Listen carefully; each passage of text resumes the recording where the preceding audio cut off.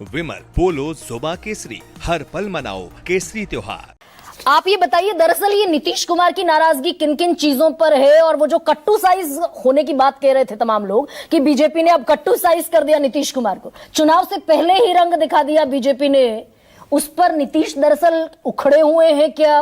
और ये नाराजगी, मनमुटाव, टकराव कहां तक बढ़ता दिखाई देता है? देखिए, ऑल इज नॉट वेल, इतना कहा जा सकता है, लेकिन ऑल इज ओवर ये नहीं कहा जा सकता। ये गठबंधन है, ये गठबंधन रहेगा। मैंने पहले कहा था टीदिंग ट्रबल होते हैं सारे गठबंधन में, कांग्रेस और आरजेडी में भी है, यहां थोड़े ज्यादा हैं, अटर कंफ्यूजन है।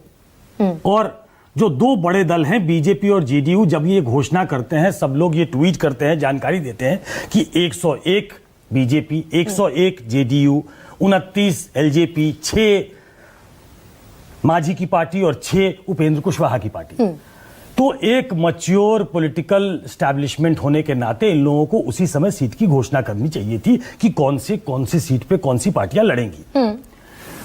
आपने वो बस मिस किया और उसके बाद से ये कंफ्यूजन फैला। चूंकि एक नया एंट्रेंट है इसमें, चिराग पासवान, तो बीजेपी और जेडीयू जो बड़ी पार्टियां हैं उनको अपनी पार्टी से सीटें देनी है। अब जिन सीटों की नाम आए, उनका नाम आया, उसने कंफ्यूजन क्रिएट किया। हालांकि वो ऑफिशियल नहीं था, वो कहां से आया मालूम नहीं, लेकिन कुछ तो चर्चा हुई होगी, यूं ही वो नाम नहीं आया, लेकिन वो धराशायी हो गया। अब जैसे उसमें नीतीश कुमार को अपसेट करने के लिए बहुत नाम थे, जैसे राजगीर। अब अधिकतर लोग जो हैं अभय दुबे को छोड़ दें तो अधिकतर लोग बिहार के हैं, अभय दुबे जी भी जानते होंगे। बड़े नेताओं का एक टर्फ होता है, तो नीतीश कुमार का नालंदा टर्फ है। नालंदा जिले की सीट है राजगीर।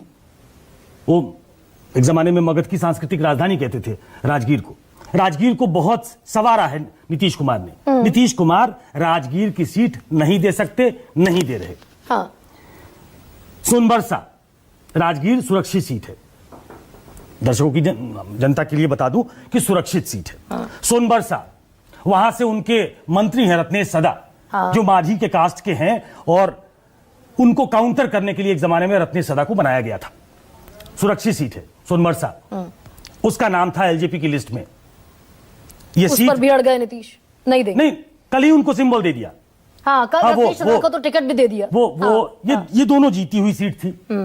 ये न नीतीश कुमार को देनी थी, ना उन्होंने दी है। अगियाओं, ये सुरक्षित सीट है, ये भोजपुर इलाके की है, आरा जिले की सीट है।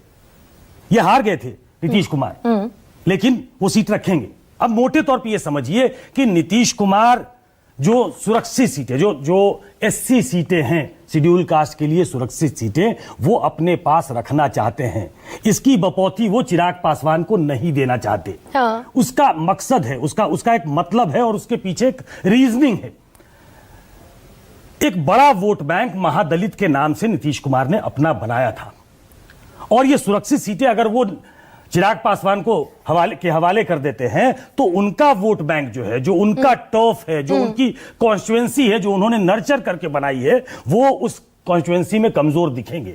तो ना ये होना था, ना ये हो रहा है। कुछ सीटें, हाँ, मैंने जैसे कहा सुकेश, जैसे कि बीजेपी बड़ी मेहरबान नजर आई चिराग पासवान पर, एच टीम भी कह दिया पप्पू यादव ने। रोक देता हूं, कहिए ना। हाँ। बहुत मेहरबान नजर आई। हाँ।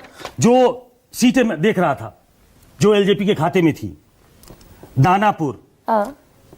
हसुआ, अरवल, तारापुर, लालगंज, ये सारी सीटें एलजेपी ने अपने खाते में डाली थी। इन सारी सीटों पे बीजेपी ने अपने उम्मीदवार घोषित कर दिए।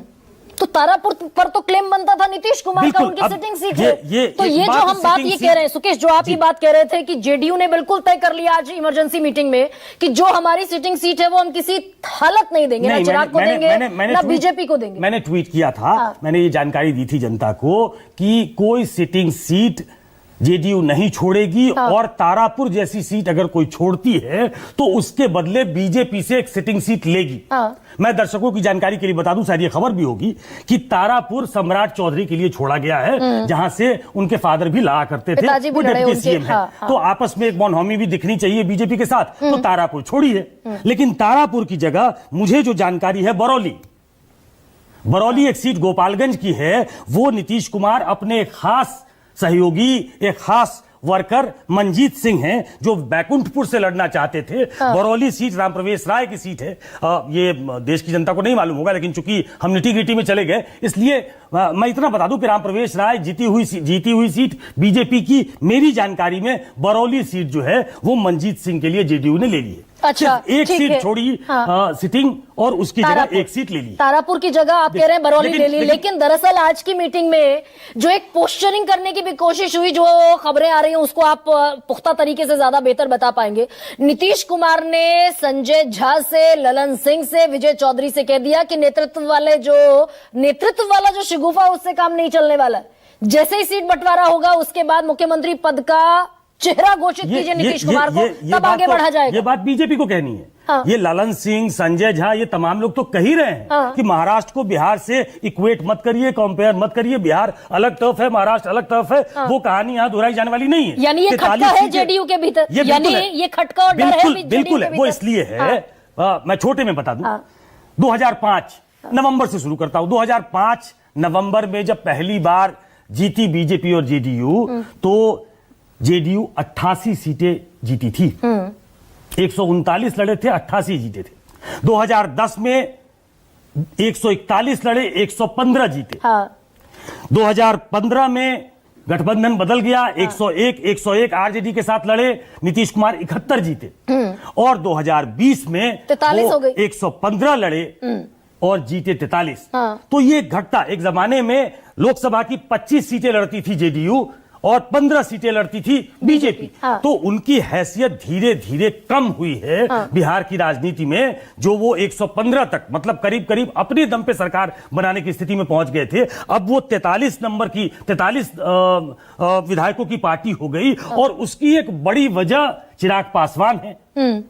तो वो चिराग पासवान, अगर he is getting into eating into the votes of और सीट्स ऑफ नीतीश कुमार, तो ये खटकती है चीजें। सुकेश, इस बात को दरअसल थोड़ा सा और इलाबोरेट कीजिए, क्योंकि कांग्रेस, माफ कीजिए, जो जेडीयू अपनी पोस्चरिंग के तौर पर करती दिख रही है, भाई मुख्यमंत्री का पहले चेहरा घोषित करो। ये बात तो तकरीबन 6 महीने से चल रही है। जब अमित शाह ने इंटरव्यू में कहा था कि संसदीय बोर्ड की बैठक होगी, बाद में तय होगा, और दुनिया भर के बयान इसके पहले अश्विनी चौबे का भी है, विजय कुमार सिन्हा का भी है।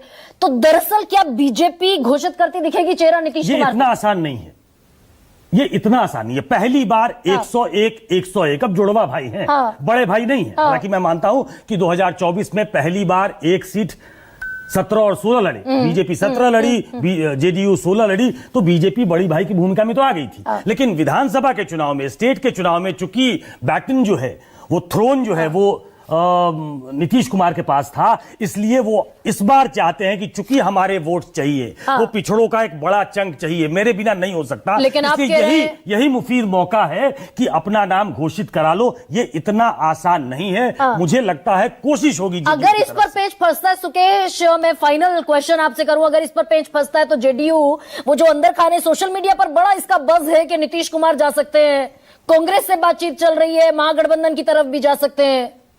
नहीं, हमें उस पर ध्यान नहीं देना चाहिए। सोशल मीडिया पे बहुत सारी चीजें चलती हैं। कांग्रेस से आधिकारिक तौर पे, औपचारिक अनौपचारिक तौर पे किसी तरह की कोई बात अभी तक कांग्रेस जेडीयू की नहीं हुई। धनंजय गिरी, जीतन राम मांझी नाराज, जीतन राम मांझी कह रहे नीतीश नाराज है, तो जायज नाराज है, गलत थोड़ी है नीतीश कुमार का नाराज होना। जब सीट बंटवारा हो गया, सीट शेयरिंग हो गई, तो फिर भाई क्यों उनके सिंबल पर कोई और चुनाव लड़ेगा? गढ़वा जोड़ देता हूं, ये मांझी क्यों नाराज है? देखिए, बोध गया सुरक्षित सीट है, बोध गया से वो सांसद है। बोध गया सीट उनको नहीं मिली। मखदुमपुर एक और सुरक्षित सीट है, और मखदुमपुर वो सीट है जहां से 2010 में जब वो विधायक बने, तो सीएम जब बनाए गए तो वो मखदुमपुर से विधायक थे। वो मखदुमपुर सीट भी अगर किसी और पार्टी को मिल रही है, जो समझते हैं कि मेरा क्लेम है, तो उनकी नाराजगी की वजह यह है कि जो सीट जीत के मैं विधायक बना, वो भी सीट नहीं मिल रही मुझे। दरअसल वो तो नीतीश कुमार के भी सपोर्ट में खड़े हो गए ना, इस बात पर भी सीमेंट लगाते देखे कि हाँ भाई नीतीश कुमार नाराज है। धनंजय गिरी, ये